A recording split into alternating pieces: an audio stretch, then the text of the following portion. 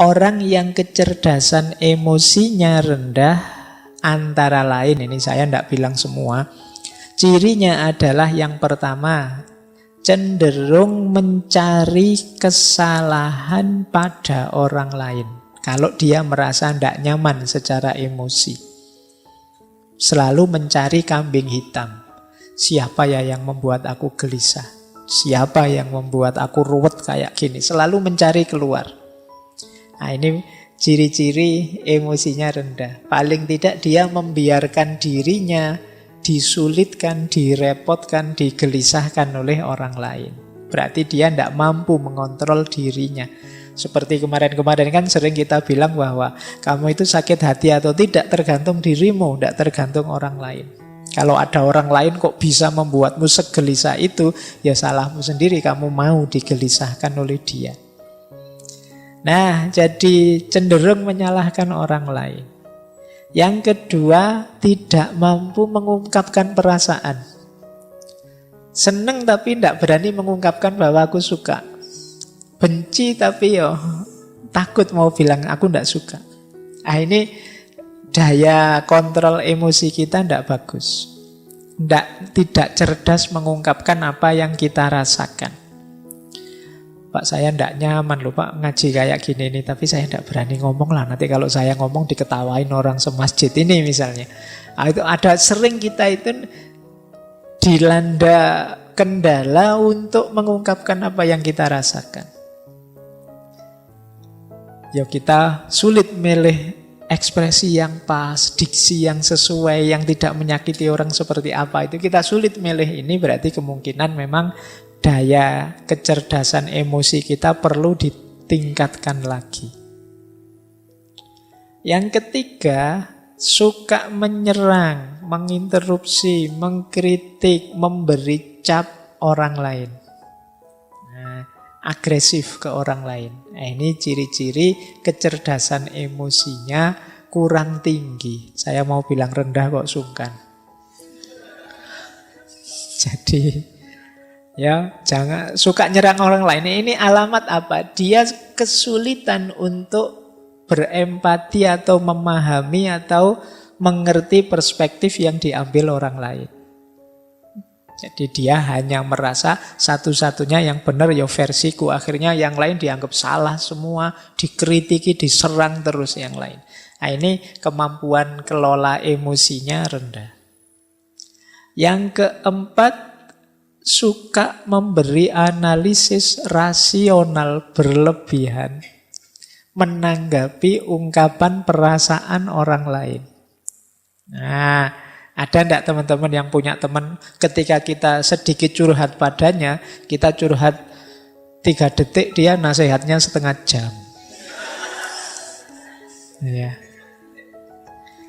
Aku itu loh kok perasaanku ndak nyaman ya. Wah, terus kita nasihati, ya hidup itu memang begitu, ada teori ini ada.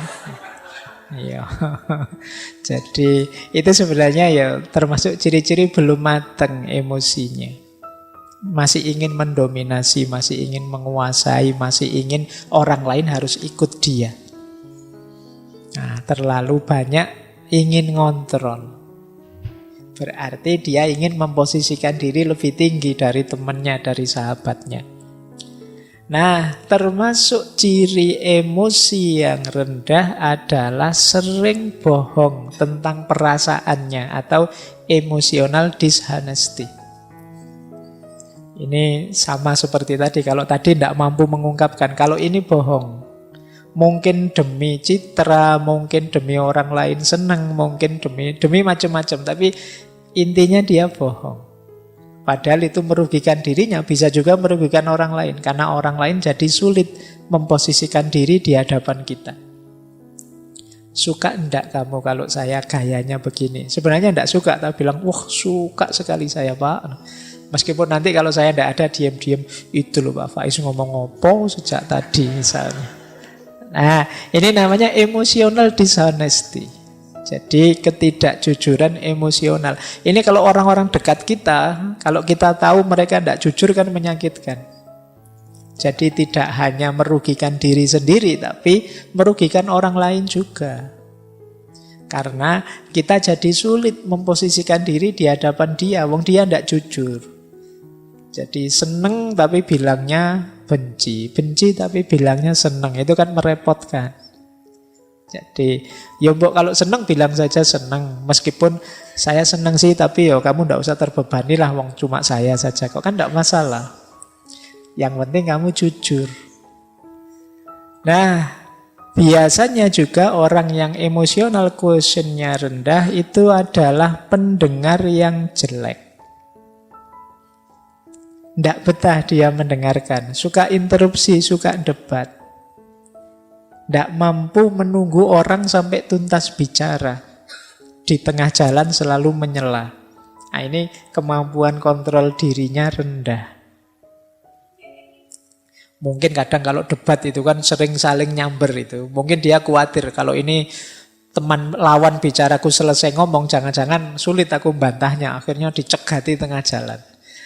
Nah, ini pendengar yang jelek. Berarti debatnya memang nyari menang kalah, bukan mencari yang benar. Maka yuk latihan. Terus melebih-lebihkan atau mengecil-ngecilkan yang dirasakan. Kan banyak orang itu hal kecil diheboh-hebohkan. Perasaannya sendiri yang biasa saja sebenarnya itu urusan sepele, tapi seolah-olah wah, sekedar misalnya, wah aku kok enggak kebagian minum ya, wah jangan-jangan takmirnya sentimen saya.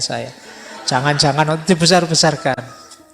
Ini mungkin dia khawatir tersaingi oleh aku mungkin. Dia khawatir mikirnya enggak karu-karuan, melebih-lebihkan. Jadi mendramatisir hal-hal yang sebenarnya biasa-biasa saja.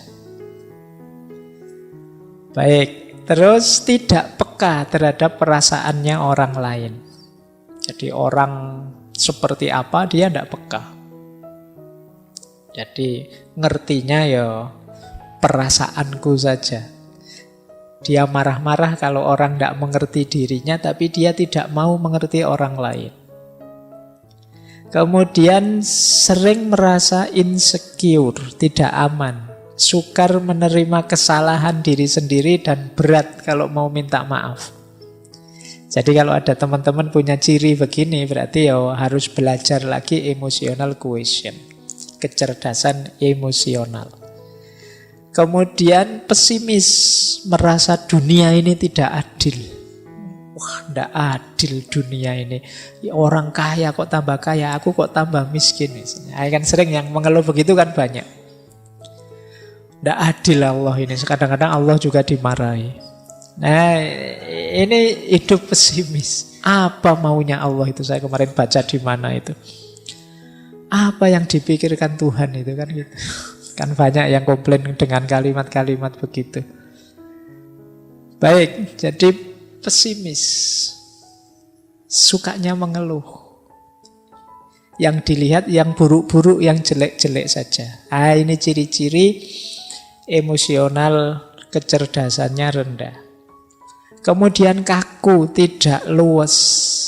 Jadi sulit beradaptasi terhadap perubahan-perubahan dalam hidup. Orang yang kaku itu kan berat, mudah patah. Maka jadilah orang yang tangguh. Tangguh itu bukan berarti kaku. Kalau pakai ilustrasi biasanya orang berilustrasi kayak sabuk. Sabuk itu kan lentur. Jadi kadang-kadang dipakai di gigi satu ya bisa, di gigi dua bisa. Kalau kita sedang kerempeng ya masih bisa pakai yang gigi paling awal. Nanti kalau sudah agak makmur bisa. Luwes sabuk itu dipakai seperti apa saja bisa. Karena apa? Dia lentur. Beda dengan yang kaku. Tombak misalnya, itu kan tidak bisa dilipat, tidak bisa ditekuk. Kalian bawa tombak naik motor ya malang-malang tidak karu-karuan. Karena apa? Kaku, mudah patah. Tapi kalau pakai sabuk gampang. Itu maka orang-orang yang emosinya tidak bagus, cara pengendaliannya ya dia biasanya kaku. Sulit sekali dinego, sulit sekali dilembutkan. Terus biasanya kemudian jadinya tidak harmonis dengan orang, lebih harmonis dengan yang bukan manusia.